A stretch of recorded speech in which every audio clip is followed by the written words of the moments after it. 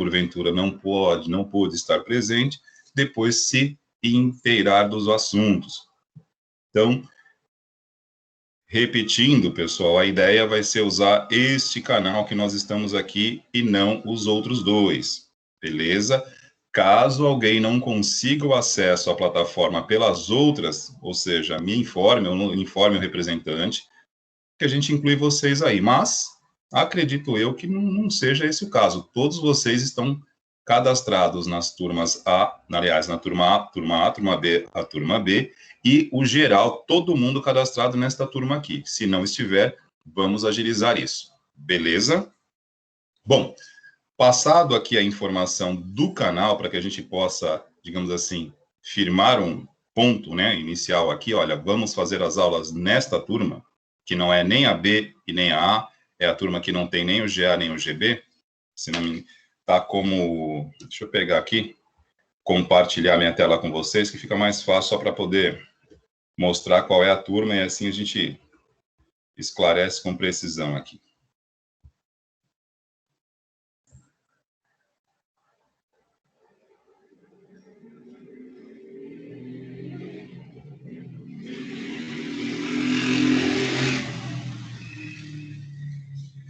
Pergunta para vocês aí, visualizam minha tela, vocês aí? Estão vendo minha tela? Sim. Sim. Ok, obrigado. Então aqui, vamos lá, deixa eu vir em equipes.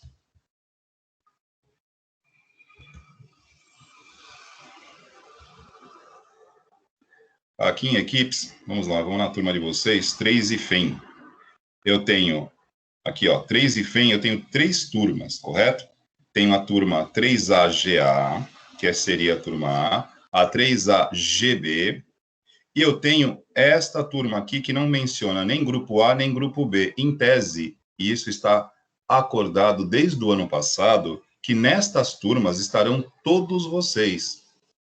Por que isso? Para facilitar a vida desse que vos fala, porque quando nós estamos sem professor da divisão, que fica somente um professor aqui, as outras duas, ter que alternar nas duas, não que seja algo muito complicado, mas a gente acaba tendo um retrabalho desnecessário. Muitas vezes você acaba, digamos assim, desperdiçando um tempinho sem necessidade, onde você poderia concentrar numa coisa só. E repito, já que somos analíticos, já que estamos numa área tecnológica e estudamos, pesquisamos e desenvolvemos soluções em tecnologia, o mínimo que a gente pode fazer é interpretá-la de forma correta e usá-la de forma correta. Eu acho o fim do mundo ficar duplicando turmas. Eu não concordo com isso. Porém, eu sou apenas um anônimo na fila do pão. Sou só professor. Quem pensa essa estrutura aqui não somos nós aqui. Isso é vertical, vem do Centro Paula Souza. E eu não estou criticando, estou refletindo sobre, né? Porque é difícil você atuar com tecnologia, desenvolver soluções e, ao mesmo tempo, você complica o dia a dia. Simples, ó. Vamos nessa turma aqui, ó. PRAL 3, 3A e TIM, sem o GA e sem o GB. E, pela terceira vez, estou dizendo, quem não estiver aqui, não porventura não estiver adicionado nesta turma, nos informe que na hora, ou hoje mesmo aqui, ó, a gente cadastra vocês só para que fique tudo mais prático, mais objetivo, senão eu tenho que simplesmente repetir tudo aqui, ó, o que eu acho desnecessário, beleza? Vou voltar aí para vocês.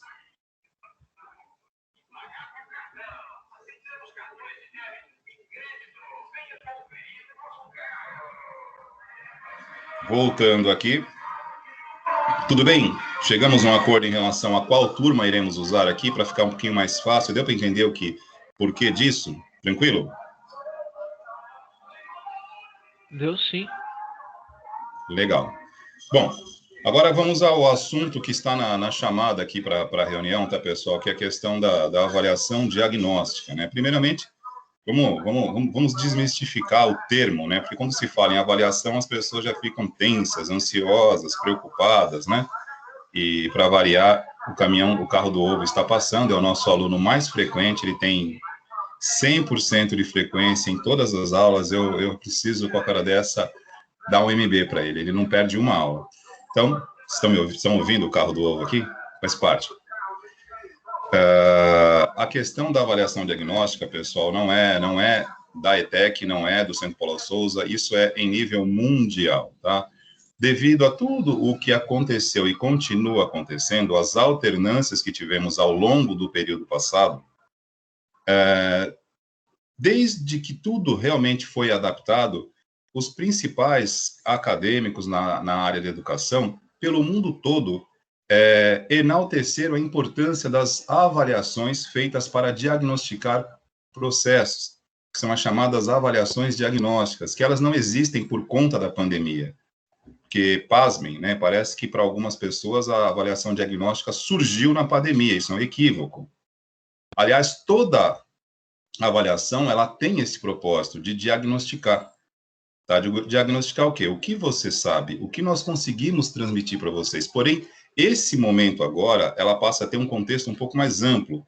Nós não estamos avaliando vocês apenas, nós não estamos avaliando apenas competências e habilidades, nós estamos avaliando até onde nós conseguimos, vocês, nós como professores e a escola, né, como entidade, o que nós conseguimos realmente atingir do propósito inicial que nós tínhamos, que era o trabalho a ser desenvolvido. Tá ok? Então, essa chamada avaliação diagnóstica, nesse momento, ela tem como objetivo fazer o quê? Diagnosticar até onde nós conseguimos chegar com vocês em relação à proposta do ano passado. Porque com tantas alternâncias, né, é óbvio que, naturalmente, alguma coisa ou outra tenha ficado, talvez, não tão claro. Repito, num contexto geral, porque se nós olharmos a educação em todas as suas camadas, nós aqui do ensino técnico profissionalizante, juntamente com o integrado com o ETIM, nós somos uma parcela relativamente muito privilegiada, né? Porque nós temos acesso à tecnologia, ou a grande maioria tem, nós temos infraestrutura para operar o nosso trabalho. A avaliação diagnóstica, ela se torna ainda mais essencial em casos extremos, tá? E isso, não quero aqui navegar em mares comuns, né? Mas a gente sabe que existem algumas camadas da educação que realmente foram muito prejudicadas durante a pandemia. Independente de ser escola pública ou escola particular, as faixas etárias voltadas para a alfabetização fica muito difícil. Imaginem só o trabalho do alfabetizador, crianças ali entre 5 e 6 anos, remotamente, é muito pouco provável que isso surta algum efeito. É viabilizar, de fato, o que é inviável. Então, é nesse contexto que a avaliação diagnóstica chega, para poder aferir se realmente foi possível fazer alguma coisa. Que, no fundo, não é bem a nossa realidade. Nós sabemos que algumas coisas nós não conseguimos fazer, claro, porque foram algumas alternâncias. Acredito eu que o segundo semestre já foi um pouco mais tranquilo, porque você não se surpreende 2 vezes com a mesma coisa. Fomos acometidos no primeiro momento, né, no início do ano passado, mas no segundo semestre a coisa já estava encaminhada. A única, né, não vou dizer dúvida, a única questão que paira no ar nesse momento é que, assim, estamos fazendo um diagnóstico neste momento agora, que estava previsto para ocorrer quando voltássemos ao formato normal, de fato. E não estamos ainda numa normalidade. E talvez a gente esteja antecipando um pouquinho, e é natural que talvez daqui a 3 ou 4 ou 5 meses, porque eu acho que realmente para que a gente normalize tudo, né, sem nenhum tipo de, né, desgracismo aqui, sem pessimismo, mas sendo muito objetivo e pragmático. Nós temos aí um tempo para a chegada realmente das vacinas, para conseguir imunizar a população, os números começarem a voltar a ficar favoráveis e aí as coisas começarem a normalizar. Então, daí eu tenho certeza que por volta de junho ou julho, teremos que fazer uma outra análise sobre essa questão, porque a gente ainda vai viver momentos aqui de uma certa instabilidade. Porque basta observar o mundo, né? Nós estamos com um delay de 6 meses. O que está acontecendo aqui já ocorreu 6 meses atrás em várias partes do mundo. É só a gente olhar com frieza e fazer valer a essência daquilo que estamos colocando aqui desde o primeiro dia de aula, que é análise de dados. Analisa, pô. Se somos da área tecnológica, somos desenvolvedores, desenvolvedor desenvolve soluções com base em análise de dados. É só analisar os dados do mundo. Claro, cada um com a sua parcela de responsabilidade, para mais ou para menos, mas a gente sabe que vai um tempinho aí para as coisas se normalizarem, mas se Deus quiser, em algum momento a coisa irá acontecer. E a avaliação diagnóstica, nesse momento agora, para nós, ela cabe nesse sentido. não é aqui uma corrida para saber quem sabe mais, não é isso. Não precisa fazer uma avaliação preocupada em tirar MB, longe disso. A nossa ideia é justamente, de repente, conseguir captar aqui com vocês o que a escola, o que o professor, a nossa disciplina, de repente, ficou em aberto em relação ao semestre passado. E aí, com base nisso, com base no retorno que a gente obtiver desta avaliação diagnóstica, a gente traça um plano de trabalho para esse momento, posicionando aonde nós estamos agora, estabelecendo aonde a gente pretende chegar novamente, e o mais importante, né, como vamos fazer isso? Ainda num cenário que está em transformação. E aí a gente precisa ser muito, como eu disse, analíticos, né? Não é críticos, não. Analisar, prestar atenção, e sem ansiedade, sem atropelar, e entender que realmente ainda precisa de um tempinho, com tranquilidade, beleza? Então, quem leu aí a chamada no canal, pode observar que eu fiz questão de enaltecer a importância da transparência. Não se preocupem em tirar um MB, não é isso, porque as perguntas nem serão nesse contexto. É só para aferir, para verificar o que de fato, ou se tem alguma coisa pendente que nós precisamos voltar antes de começar o nosso terceiro módulo. Perfeito?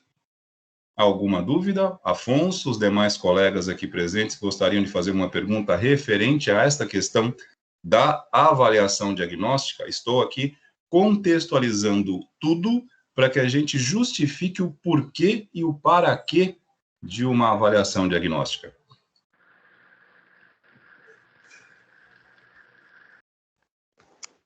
Tudo certo. Tudo bem? João, os Joões, Afonso. Tudo de boa. Então, aqui. Tranquilo? Beleza. Então, assim, eu vou disponibilizar para vocês aí na sequência um formulário com avaliação diagnóstica, né? Já sabendo que a instabilidade aqui na plataforma, talvez eu não consiga postar já, né? Ou se eu postar e vocês não conseguirem ter acesso, fiquem tranquilos que na sequência eu estarei disponibilizando, beleza? E outra coisa, tá? Professor, agora... Diga, pode falar. Agora me surgiu uma dúvida. Fica à vontade. Com todos os professores, praticamente, a presença desse ano vai ser a mesma coisa que do ano passado, com o senhor? O formulário lá, que sempre tem todo fim de semana? Exato, pretendo fazer da mesma forma. Enquanto nós estivermos aqui no formato remoto, tá? Vou fazer da mesma maneira. Hoje, em particular, nesta semana, eu vou usar a avaliação diagnóstica já também como a presença de vocês, para não ter que gerar um outro documento. Tudo bem? É uma questão até de aproveitamento, e não ter que gerar outro formulário para a frequência. Então, aproveitamos a avaliação diagnóstica e, a partir dela, a gente também faz a presença de vocês.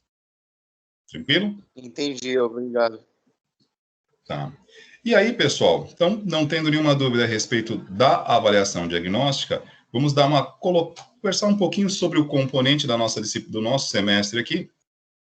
Para quem viu, né? Para quem viu, aí nós te deixamos um vídeo introdutório a respeito do conteúdo, né? O que nós trabalharemos em planejamento, em projeto de aplicação para a web. É uma disciplina, a princípio, né, que trabalha com conceito, mas que é um conceito para ser aplicado no desenvolvimento daquilo que vocês estão fazendo.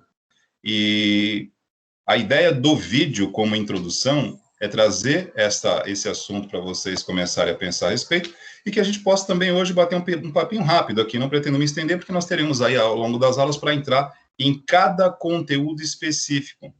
Mas assim, só para que a gente possa...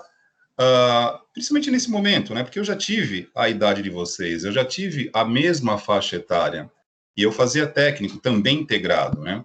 E eu tinha o seguinte olhar: toda disciplina, todo componente que fizesse parte do curso, mas que não estava atrelado a um teclado e a uma tela, eu não olhava com a mesma importância. E posso dizer para vocês que carrego algumas, não vou dizer dificuldades, mas algumas coisas eu tive que pegar depois, justamente porque eu não dei a devida importância naquele momento. E é natural. Porque quando nós temos 16, quando nós temos 15, 14, 17 anos, às vezes as nossas prioridades são outras. baseado naquilo que a gente consegue interpretar da nossa realidade. Isso não significa que vocês estejam errados, não é isso. É a convicção que vocês têm no momento, isso é muito importante. Não é certo ou errado, é o que você compreende naquele momento. Mas tenho aqui o papel, né, de transmitir o outro lado para vocês. Mesmo que pareça apenas teoria, apenas conceito, acreditem, né, para quem pretende sobreviver, trabalhar, continuar profissionalmente dentro da área tecnológica, o conceito ele é muito mais importante do que a tecnologia em si. Acredito já ter dito isso aqui várias vezes, porque por trás de toda a tecnologia atual, momentânea, que passa, né, porque a tecnologia ela se transforma a todo momento. Você tem inovações a todo momento, você tem atualizações constantes, mas o conceito por trás de uma tecnologia, ele é o mesmo sempre. A não ser quando você vem com aquela questão de um conceito que rompe com um conceito anterior, que é as chamadas tecnologias disruptivas, que elas simplesmente vêm com uma outra vertente e sai de uma base. Mas isso é algumas questões específicas. No geral, tecnologia tem conceitos vários que se mantêm ao longo de décadas. E eu sempre coloco isso para realçar o porquê que a gente deve prestar atenção na parte conceitual e não ficar correndo tanto na dinâmica da tecnologia. É lógico, você se especializa num segmento e vai ter que se aprofundar nele, mas o conceito que está mantendo aquilo vivo é o que vai te manter também nesta área por mais tempo, se você entender o conceito. Então, assim, para que a gente não se estenda e eu possa liberá-los para fazer o formulário aqui da avaliação diagnóstica, eu queria só, nesse primeiro contato com vocês, separar, né, o que é teoria e o que é realmente conceito e o que você usa isso para desenvolver o seu trabalho. Para quem gosta de desenvolvimento, programar, codificar ou curte a parte de design, isso é, claro, digamos assim, o lado operacional do que você tem que fazer, né? Só que, pensando agora num terceiro módulo, pensando, ajustando, né, o tempo, o espaço e o momento de vocês praticamente estão aí há um ano, né, há alguns meses, 10, 11 meses, de concluir o ensino médio, mais uma formação técnica. E como disse, é natural que muitos aqui tenham se identificado com a área, é natural também que muitos tenham, digamos assim, não tenham se identificado e pretendam fazer outra coisa, e é extremamente normal. Estamos, neste momento aqui, na fase de entender e fazer escolhas, né? Então, assim, para quem pretende seguir, vocês vão perceber que agora a coisa começa a pegar um outro viés. Vem TCC, que acredito que você já tinha uma disciplina de TCC, que era o planejamento de TCC no segundo módulo, se não me falha a memória, né? Porque às vezes eu confundo um pouquinho. Não tínhamos. Não tinha, professor? Não, então tudo bem. É no técnico que nós temos. Eu acabo confundindo a grade curricular do técnico com a de vocês do médio. E eu já explico por que não tem, né? Porque vocês têm um período letivo de 1 ano, então o TCC acaba sendo somente no último módulo. Mas, assim, o TCC, ele é muito importante não apenas para tirar uma menção para terminar o curso, que é o grande, infelizmente, isso é um grande equívoco, tá? Então, a gente aproveita esse momento inicial aqui para quebrar padrões, né, de entendimento que às vezes não corresponde a uma realidade. O TCC não é apenas uma menção que você tem que obter para concluir o curso. Bom, não é. Primeiro que o TCC, ele veio para, digamos assim, substituir horas de estágio. Esta é a vertente por trás do TCC. Antes da obrigatoriedade de um TCC num curso técnico, quem fazia, né, quem ingressava num curso técnico, isso sempre foi assim, em algumas instituições continua sendo, além do TCC, continua tendo a obrigatoriedade de cumprimento de horas de estágio. E o estágio, para quem realmente... Porque o objetivo de um curso técnico é aproximar o estudante do mercado de trabalho. E aí o estágio é a primeira porta que se abre para você, com esse chamado mercado de trabalho. E quem está buscando esta oportunidade, encontrou o estágio, opa, é aqui que eu vou me apegar e desenvolver. Mas as coisas vão mudando, vão se transformando, digamos assim, o estágio, para alguns, passou a ser um dificultador, que na verdade não é dificultador. Se nós entrarmos agora aqui no portal do CIEE, né, Centro de Integração Empresa-Escola, o que tem de vagas de estágio, Litoral e São Paulo, tudo bem que São Paulo fica um pouco longe para vocês nesse momento, porém, lá na frente, como profissionais, segue a vida. Mas estágio dentro da área tecnológica não falta, gente. O que falta, às vezes, também é a disposição para sair do seu bairro, pegar um ônibus, pegar uma condução, é aquela questão de você realmente querer fazer. E aí, ao longo do tempo, e eu digo isso com propriedade, porque eu estou aqui desde 1995, né? Nós vimos vários momentos do estágio dentro da ETEC, dentro do Centro Paula Souza. O estágio, que no primeiro momento era algo muito positivo, porque ele era, como disse, a primeira oportunidade de entrada no mercado de trabalho, e continua sendo, ele passou a ser um dificultador para o cara terminar o curso. E aí ele passou a ser um agente da chamada evasão. Como para fazer estágio? Eu preciso me dispor de um tempo, me dedicar a uma outra atividade. Isso passou a ser um fator que gerava a desistência do curso ou a conclusão parcial, porque você podia fazer o curso e ficar devendo estágio. Porém, enquanto você não concluísse esse estágio, o seu certificado não saía. O tempo foi passando e essas perdas foram sendo acumuladas, até que chegou um momento que, ao invés de ajustar o mundo à realidade, a gente ajusta a realidade ao mundo. Pasmem. O estágio deixou de ser obrigatório. E aí, para não ficar à deriva, a Deus dará, surge o trabalho de conclusão de curso, que aqui na nossa instituição, ele vem para suprir o cumprimento das horas de estágio. Então, esse é, na verdade, o molde, né? Digamos assim, a estrutura que rola por trás de um TCC. Então, é muito mais do que apenas um trabalho de conclusão de curso. É muito mais do que apenas uma menção que eu tenho que obter como parte para a minha formação. Ele sintetiza seus 2, 3 anos de curso, suas 1.100, 1.200 horas dentro da área técnica. E aí, pelo lado positivo também, que é um lado interessante, ele passa a ser o seu portfólio, cara. É o seu cartão de visitas. Para aqueles que pretendem seguir este caminho e não têm ainda uma experiência na área, quando você vai buscar uma oportunidade, as pessoas valorizam também, além do conhecimento, claro, a experiência que você traz consigo. E quando eu sou um estudante terminando de me formar, a minha experiência, obviamente, ela é pequena.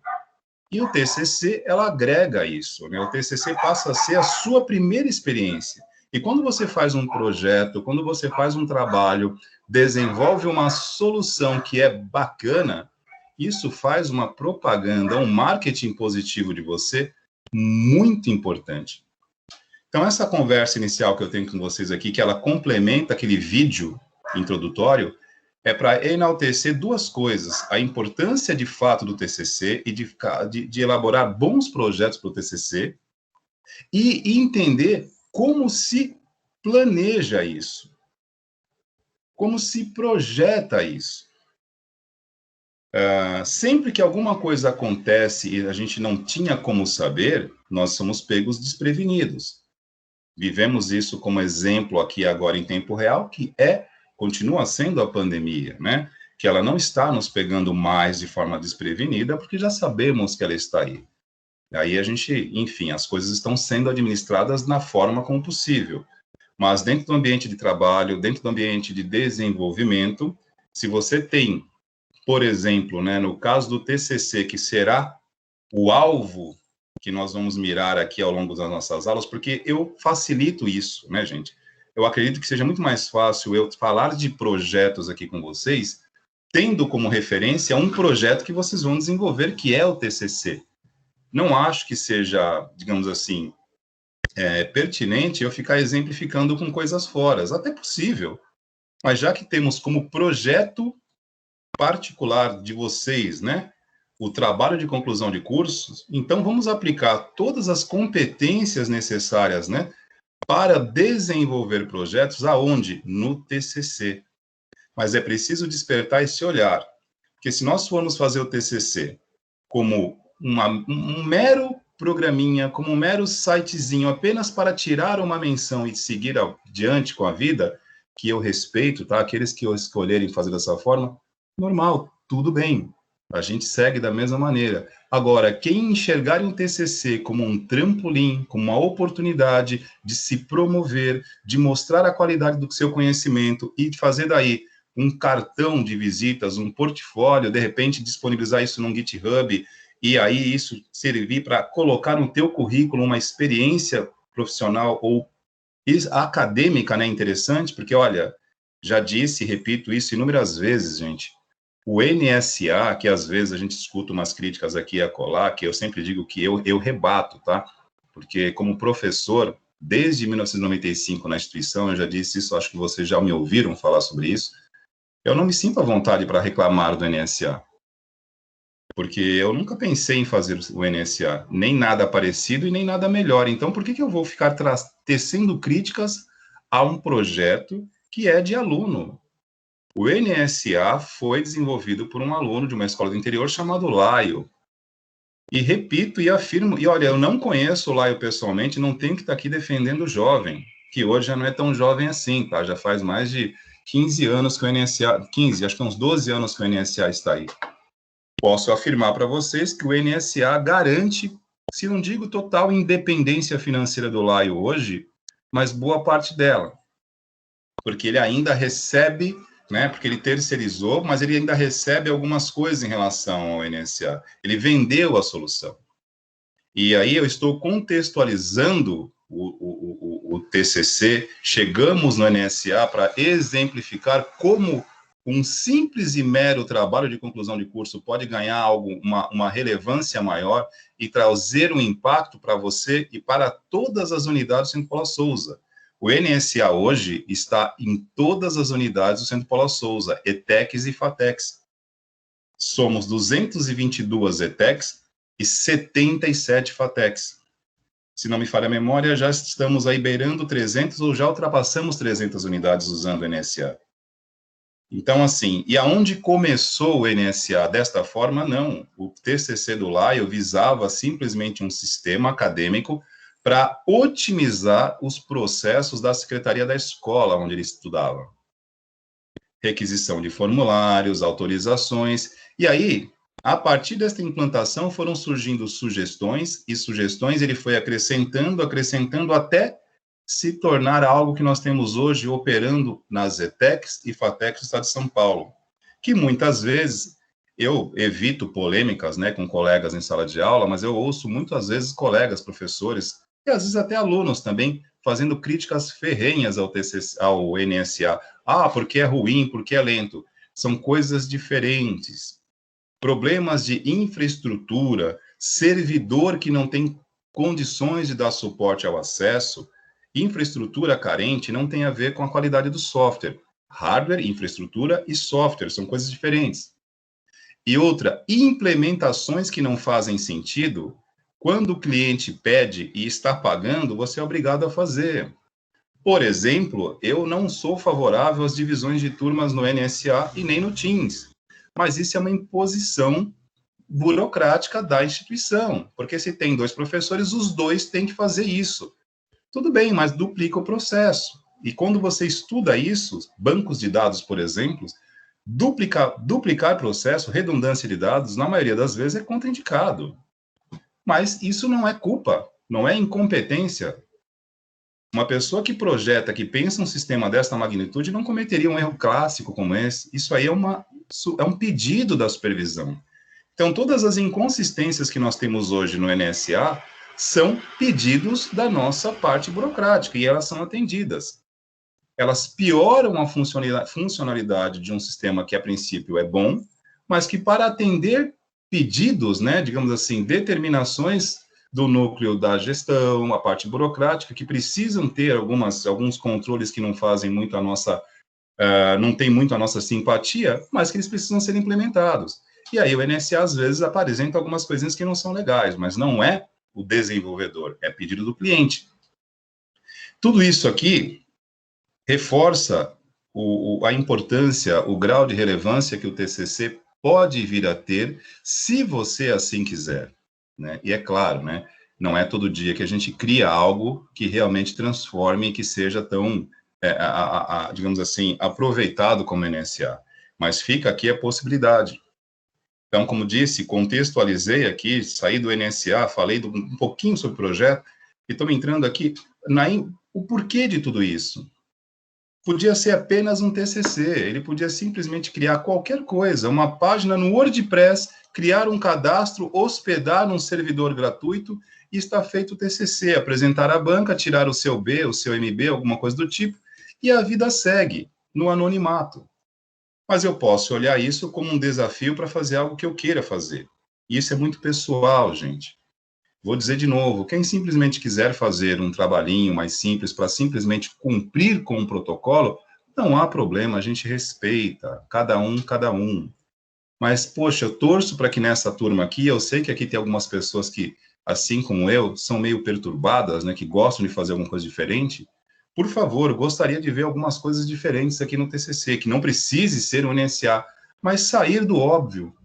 Porque, repito, esta sala aqui, em particular, eu conheço bem, que eu tive o privilégio de conhecê-los no primeiro módulo, e eu vejo aqui uma galera com potencial muito grande, muito grande. Não estou aqui simplesmente jogando confete em vocês. Tem uma galera aqui com potencial de desenvolvimento muito bom. Então, seria muito legal a gente aproveitar, com pandemia, sem pandemia, híbrido, remoto, presencial, não importa, porque nós temos tecnologia suficiente para fazer a coisa andar de casa, presencial, de qualquer lugar. Aproveitar esse tempo que a gente tem ainda aí de 1 ano, e quem sabe criar um TCC também que seja diferente, que sirva, que tudo bem, que você não precise se preocupar em comercializar isso no primeiro momento, mas que seja algo que sirva para você colocar isso como experiência no seu currículo, como disse, um portfólio do teu conhecimento. E isso faz diferença, principalmente quando você está terminando uma área de formação e ainda não possui uma bagagem. Então, você tendo um TCC, parte que comprove a tua experiência, se for um produto legal, se for uma aplicação bem desenvolvida, cara, isso faz toda a diferença do mundo. E aí é que entra o teor da nossa aula. Ok? Porque quando você pega e simplesmente cria uma base, um site, um aplicativo, um portal e hospeda, cara, isso, sincero e honestamente, se você ensinar sua mãe a usar o WordPress, ela vai fazer no WordPress, com todo respeito à sua mãe, à minha mãe. O que eu quero dizer para vocês é que não se trata apenas hoje de criar um site. Não se trata de criar sites, não se trata de criar aplicações e postar e hospedar na internet. Isso está cheio. A gente vai falar sobre isso com mais profundidade, sim. Já coloquei algumas coisas nesse vídeo introdutório, mas o que eu quero alertar, né? Poxa, são 31 anos de World Wide Web, cara. Em 31 anos tem coisa pra caramba aí. Não é possível que você vai propor uma solução, né? Porque TCC, sistemas, aplicações, sites, portais, na verdade não são apenas sites, portais, não é produto, gente. É solução que atende uma necessidade. E não tenha dúvida que em 31 anos de World Wide Web, tudo que vocês colocarem hoje num servidor, que vocês hospedarem e disponibilizarem, assinarem aí um serviço e disponibilizarem para o público, não tenha dúvida. Vão existir centenas, milhares iguais, melhores ou piores.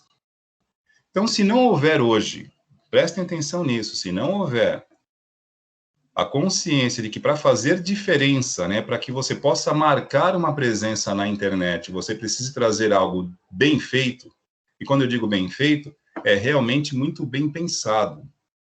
Não é feito com base no tentativa e erro. Você sentar diante do teclado e começar, por onde eu vou mesmo? O que eu vou fazer? Isso não é planejamento. Então, assim, tudo que se faz hoje, pensando nas metodologias que existem hoje, chamado desenvolvimento ágil, precisa ser sentado e desenvolvido dentro de um planejamento. Essa é a parte de projeto. Que quando você não faz bem feito, na hora que você implementa a sua solução, você tem que voltar e ficar corrigindo. E numa cultura como a nossa, e aí eu não estou aqui, né, invocando o nosso espírito vira-lata, fazendo críticas ao nosso DNA, não é isso, mas nós temos que entender o nosso comportamento.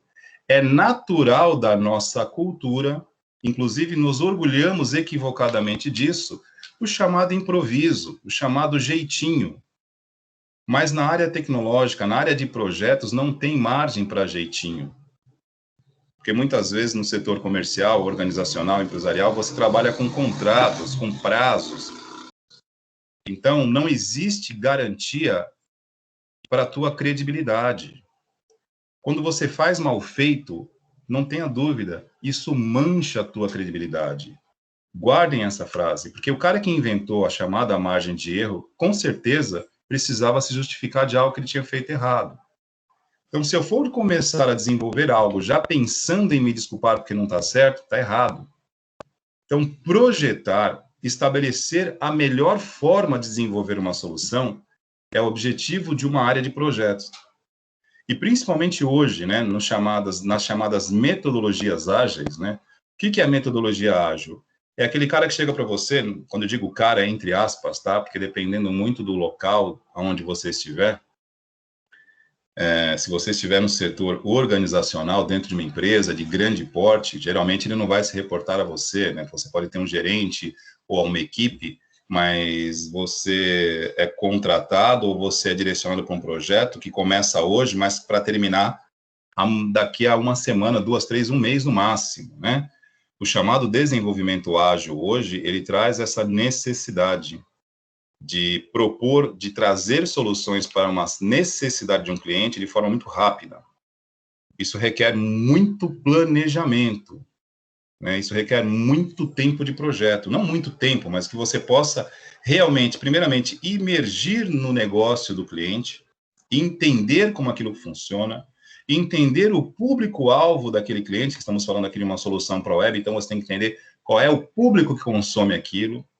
Você precisa entender também, dentro deste negócio, qual é o produto que ele está oferecendo e estabelecer a melhor forma de desenvolver isso e apresentar para esse público-alvo. E não há forma melhor para fazer se não for realmente projetando isso, indo até o local, conhecendo, não tem outro jeito.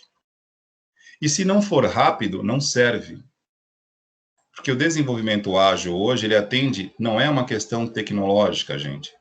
É uma questão social, uma questão humana. As pessoas precisam de soluções para ontem, o que, na verdade, não é possível, né? Você precisa, pelo menos, ali, de um tempinho para desenvolver. Mas não temos mais o mesmo tempo que tínhamos quando eu comecei a desenvolver. Quando eu estava, na minha época de faculdade, por exemplo, um sistema comercial poderia levar, às vezes, 1 ano para ser desenvolvido. 1 ano. E isso era normal na área há 20, 30 anos atrás. Hoje não é mais. Em 1 ano, o mundo praticamente se transformou. Imagina se vocês estivessem, nesse momento, fazendo um TCC que tivesse começado em 2019 e vocês fossem apresentar em 2020, voltado para a área da saúde. Será que atenderia depois de 1 ano? Com tanta coisa que aconteceu? Então, não dá mais hoje em nenhuma área, seja na área econômica, financeira, de investimentos, na área da saúde, na área esportiva, que trabalha com performance. Ninguém tem hoje o mesmo cenário imutável por 6 meses, 1 ano. Isso muda. Então, você está desenvolvendo uma solução para um alvo que está em constante movimento. E você precisa ser rápido e preciso, senão você erra. E se você erra 1 ou 2, da próxima vez ele não te contrata, ele busca outro. E pasmem, né? O que tira o sono tem que ser ágil, tem que ser estável e, pela legislação vigente hoje, tem que ser seguro. Eu acho que o maior desafio do chamado desenvolvimento ágil hoje é atender às prerrogativas de segurança digital. Porque em algum momento um preço tem que ser pago, né? Então, mas isso é um outro momento. Se o mercado quer agilidade e o desenvolvimento, as metodologias hoje, com base em desenvolvimento modular, os chamados desenvolvimentos ágeis, para que você possa fazer tudo acontecer muito rapidamente, então você tem que atender esta necessidade. E não tem outra forma para fazer isso se não for através realmente de projetos bem elaborados. E aí entra a essência do nosso conteúdo. Para quem enxergar isso aqui apenas como teoria, né, que não serve para nada, tudo bem, não fará sentido. Mas para quem entender que por trás de internet hoje, de soluções para a web, há muito mais do que HTML, há muito mais do que banco de dados com PHP, porque eu costumo dizer sempre isso, faça o exercício simples, né? Se você não quiser programar, entre no WordPress ou no Wix, crie uma página em meia hora, escolha aí um servidor e hospede. Vá no Google e procure por você no Google e veja aonde você está. Tá ok? E aí, abstraia, reflita sobre o que nós estamos conversando aqui. Se colocar alguém, um produto, um serviço na internet, é só uma questão de desenvolvimento e hospedagem, que eu não tenho mais nada dentro desse universo que faça, digamos assim, diferença. Porque eu posso ter, por outro lado também, excelentes programadores aqui, desenvolvedores de excelência, e eu digo que eu conheço a lógica de alguns aqui, que eu já vi algumas coisinhas vocês fazendo em laboratório, né? Você pode ter o melhor código, muito bem pensado, o melhor projeto que você poderia ter feito aqui para atender um cliente, mas se você não pensar no outro lado, qual o outro lado? O lado da visibilidade. Que nós estamos vivendo, pasmem, e eu digo isso lamentavelmente, tá? Nós estamos vivendo um momento, tanto social como digital, que, infelizmente, parecer bom tem sido mais importante do que ser bom. É chato afirmar isso. E eu já explico o porquê desta frase, que eu não gosto de dizer, porque é frustrante falar isso, porque, basicamente, a maior parte dos sites que estão em primeiros lugares nos mecanismos de busca não estão nos primeiros lugares por ranqueamento, justamente atrelado à qualidade. Ranqueamento em mecanismos de busca não tem absolutamente nada a ver com qualidade. Tem a ver com visibilidade. E aí, vocês podem prestar muita atenção, por exemplo, nas redes sociais, nos vídeos que são disponibilizados hoje. O que mais ganha visibilidade? Se são assuntos que têm qualidade ou não. E nós temos uma mágica, né? Que na verdade não é mágica, né? Também é uma ciência, né? Que é o marketing, né? E dentro da nossa esfera profissional aqui, tecnológica, nós temos o marketing digital.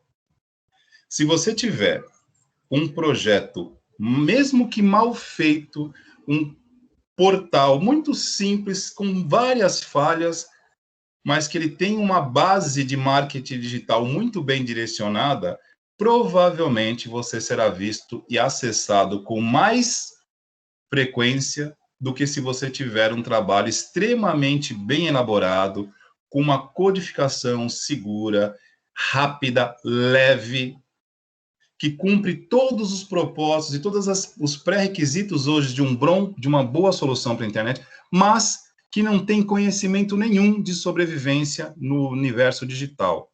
Você se torna um anônimo na web.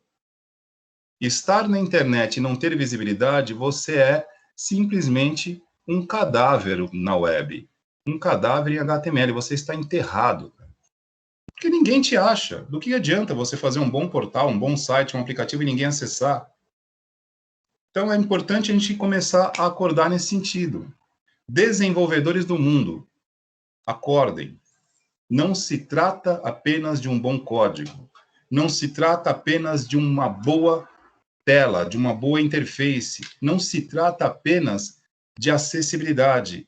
É visibilidade. E ser visto não tem a ver com ser bom. Infelizmente, vale lembrar o fenômeno das fake news, que por trazerem assuntos idiotas, mas que despertam interesse coletivo, elas alavancam muita coisa. Então, eu estou simplesmente trazendo algumas variáveis aqui que servem como motor de partida para despertar o interesse naquele conceito que parece apenas uma teoria. Porque senão, simplesmente você desenvolve, hospeda e ninguém sabe que você existe. E é esse o assunto que nos traz aqui. A parte de projeto para a web é entender como esse universo funciona, quais são as variáveis que determinam, digamos assim, uma maior visibilidade, como é que eu consigo trazer um tráfego mais interessante para o meu site, como é que eu converto este tráfego, de fato, em uma possível conversão em venda, se for algo voltado para e-commerce, ou se for apenas acesso que eu preciso, beleza, perfeito. Mas eu tenho que entender como eu lido com isso, qual que é a receita para sobreviver na internet hoje, como eu me torno relevante dentro da internet.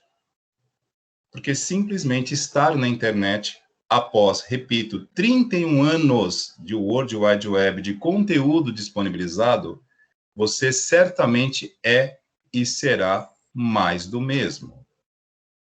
E se você for mais do mesmo, enfim, dificilmente será visto.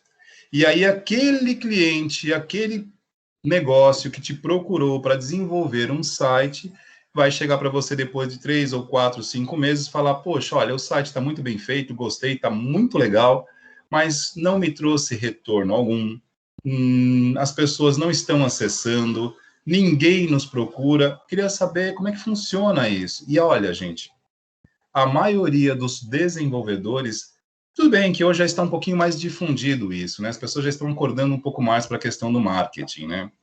Porque muitas vezes o cara não tem nenhum site, o cara simplesmente cria uma página no Facebook e ele tem um giro extremamente alto, que as pessoas acessam muito. Então, se você cria um site hoje, um portal, um serviço pela internet, e não sabe como divulgar isso, vou falar uma coisa. Não adianta muito, não. Mas estou apenas introduzindo, repetindo algumas colocações que já fiz no nosso vídeo introdutório. Não vou me estender, beleza? Vou disponibilizar para vocês aqui na sequência a nossa avaliação diagnóstica. Se porventura demorar um pouco, é devido à instabilidade com os formulários que eu já sei que está ocorrendo. E no mais, é apenas um bate-papo inicial também, para que a gente possa trazer o interesse de vocês como parte desta receita. Porque nada aqui vai acontecer sozinho. Nós temos um encontro toda terça-feira, às 10h50 aqui, né? E como conheço vocês desde o primeiro módulo e contei com vocês no segundo, com pandemia, sem pandemia, tivemos um conteúdo um pouco diferente semestre passado, né? Que tinha aí a parte de redes, a parte de segurança digital, e este ano estamos voltando para a parte de projetos, uma área um pouquinho mais centrada, mais conceitual, mas que, digamos assim, por trás dos bastidores, ela é que faz a mágica acontecer, associada ao marketing. Se não, bora ao anonimato digital. Pessoal, alguma pergunta, alguma dúvida em relação a algo que a gente tenha colocado aqui? Gostaria de dizer alguma coisa? Afonso, Joões. Beleza? Melhor tranquilo, professor. Fechou, então. Então, sendo assim, olha, eu vou encerrando aqui a nossa gravação.